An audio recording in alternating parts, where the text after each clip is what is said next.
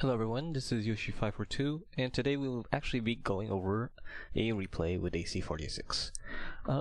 This replay was taken actually, I believe on the 9th of November, but I was holding off on putting a video or casting on it because I was hoping that the following days from that I would try to get at least a few games with AC46 each day, and maybe I can get another game to accompany with this replay. So for this video we will only have one replay, and it will be with this AC46. Excuse me. So we should get started. Time to roll out. I have it set on 4x early on because it starts off pretty slow, but I'll lower it to 2 speed. So the map here will be Fisherman's Bay, and it is a tier 7 game, obviously, meaning that this tank, the AC46, which is already tier 7, is top tier. So this should be looking decently well for me, but as you will see in the replay, it'll turn out to be decent. It's not my best game with this tank, but it's definitely one of the better ones. Though, as an overall disclaimer, compared to other people who've used this tank, how I did this game is nothing compared to how they do their tanks in terms of their best games. So, as a kind of average, it's really not much better. As you can see there, I shot the T-43 and I was aiming at basically the commander's hatch. So I hit 2 shots on him and do at least 639 damage. So we will move on. As you can see, most of my team is spread between the west part and what few people we had at the city, who are now getting lower and lower in number. There's the Japanese tier 5 premium tank, the Chi-Nu-Kai. That got taken out. And you can see I'm zoomed in pretty deep here, so I could try to hit that T-20, but I completely miss him. Though we still got a target, I believe. And there it is, it's KV-1S. I shoot, and I fire to miss. That's very unfortunate. I'm gonna go for another shot soon. Wait for it, wait for it. And somehow I got him. I thought I was gonna hit the treads, but I think I hit the lower front plate, even though it's slightly angled. It was enough, considering the penetration of the 100mm of the AC46 is more than sufficient to go through the lower front of just about any tank at its tier. And that was obviously a tier 6 heavy versus a tier 7 TD. So my team is now pushing up. We're trying to see if we could find a T-20, but he'll pop up pretty soon. Gonna speed this up just a little bit. There's a T-20, shows up nearby the Panther 3/4, and I see a Stug wide open. Aim down, take the shot, and I hit it high. Looks like I could have hit the commander's hatch, and he's down to 3 health. And watch this Stug, he's gonna evade me for a bit. He's gonna get out, or he's gonna move, and but I don't properly lead that shot correctly, and he runs away. So unfortunately for him, well, for me actually, unfortunately for him, he only has 3 health. But unfortunately for me, I didn't one-shot him. That was a good roll, but not good enough. I could have one-shotted him, considering he had only 3 health left. But I lose him, and I will see him later on. But for now, he manages to evade. That T-20 is surrounded by the BDR, Panther 3/4. Stug reappears on the sights, but I don't have a clear shot on him because he's hiding. Okay, I see him again. But I go for the T-20 this time because that was a good shot. Above average roll to take out his tracks. And now I have a clear shot at the main sprocket here, at the rear. And I finish him off.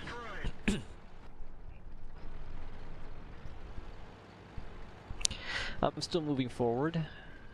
I'm basically making the push here because we lost our BDR, we lost the Panther 3/4, and now it's me, a Dicromax, and the SU-85 basically pushing up the side of the map. And there is a Tiger P with a full health. He must have been AFK or something, or camping the spawn. So I tee off on him. And I notice my allies will do the same, and somehow he manages to vanish out of thin air about less than 300 meters range, which is astounding. He does have a shrub, but a tank that big shouldn't be able to vanish. Okay, now he's moving forward. And you can see here I have less than half health, but I'm still able to hurt him, and I'm using APCR because I don't want to risk RNG here. APCR should be more than sufficient in penetrating the 200mm armor of the Tiger P, and I shoot the Yak Panzer IV and I lit him up. So he's almost dead? Nope, he is dead. Tiger P's lost a lot of health since then, and he could die in one shot to me. Fortunately not yet. He's almost dead, but I'm down to the point where if he lands one shot on me, I'm dead. So I'm gonna just try my best to get a lucky fire. But that Dicker Max jacks my kill because the Tiger P was aiming at me instead of the Dicker. So, what to do now? Right now, the team's basically won. We have more surviving tanks, and they only have 2. And what tanks we have is basically surrounding this, well, going to the city and surrounding their straggling survivors. This game ended pretty shortly when I think about it. And you see me here, I'm just going for captain score points, and I don't feel like going to the city because I want to survive in this one. And you can see here in the hit log at the bottom left, right next to my map, or not my map, but my tank display, I have done over 3.4k damage. And the game ends. Kinda anticlimactically, but it was good enough. So we'll take a look at the stats. Just ignore that for a second, I'm having some video card issues as of late. So here you could see the Tiger P was one target that it just kept firing and firing and firing at. And since this was a weekend game, that weekend where it was 5 times EXP multiplier for your first win of the day, this was a pretty good game in terms of gaining experience. I got 8450, but truth be told, we'll show you how much I really got later on. I hit the T43, I hit the T20, I hit the 1S, I hit the Jagdpanzer IV, which I had their engine lit on fire, which is nice, and I almost one-shotted that Stug. Here's the actual damage, exactly as the hit log is indicated, 3,473, with 3 kills, and I got a good amount of EXP. There's an opposing team which didn't do as well, but I think it was a fairly even game. I was a bit luckier this game since I wasn't exactly a target everyone was willing to shoot at, so I'm very happy with that result. And here are the actual stats. So you could see the baseline damage is already indicated with that. I fired 16 shots, 12 of them hit, and 11 penetrated. I did use a few APCR rounds, I admit, mainly for the Tiger P, but I didn't really want to risk it. Because although the gun of the 100mm of the AC46 is capable of, I believe, 225mm penetration, around that number, that's an average number, it could roll low and you might not be able to do 200mm of penetration with the AP shell, especially against a Tiger P. And when you're facing a Tiger P in the front and you're blasting it, even if you're within decent range to shoot the commander's hatch with the Tiger P, you don't want to risk RNG of the gun accuracy. The gun accuracy and the aiming time of the 100mm gun of the AC46 is not that favorable, in all honesty. I've had many games on the AC46 where you would just let the reticule fully close down, so it's aimed as best as it could. You fire, and it still goes wide. Like, the shots just go all over the place. It's still within the reticule, but it can miss, which is really horrible at medium and long range shots with this TD. That's why I'd rather take the risk and aim at a bigger target, in this case the upper frontal plate, or even the lower, and just fire APCR, because I don't want to miss, because you're losing DPM if you're risking a miss. It's better to spend a little bit more credits into firing a premium round, and therefore increasing your chances of hitting, even if you may not penetrate. But in this case, I should have been able to penetrate unless I'd get a very awful roll and the Tiger P somehow manages to angle itself where its frontal armor is just offered enough protection due to angling and its thick 200mm front plate. So yeah. I received actually a good amount of credits here, as you can see, since it was for a mission and everything. I don't remember exactly which mission, since it was a couple weeks back. I got an extra 15k. I think this was due to top 3 damage for my team. So I got Looks like just over 35% more credits. So that made 50k, then 15k, spent 25k on shells, both regular and premium, 5k in repairs, even though the tank didn't die luckily, and I still made a nice profit of 35k. The potential damage was good, considering, you know, I have 800 and something health, I believe 840, or 830, something under 850. And I took a potential 1160. Interesting part about this game is Artie didn't hunt me down. Usually when I played AC46, I don't think there was Artie this game, I can't remember, let's check back here. But usually when okay, there is Artie.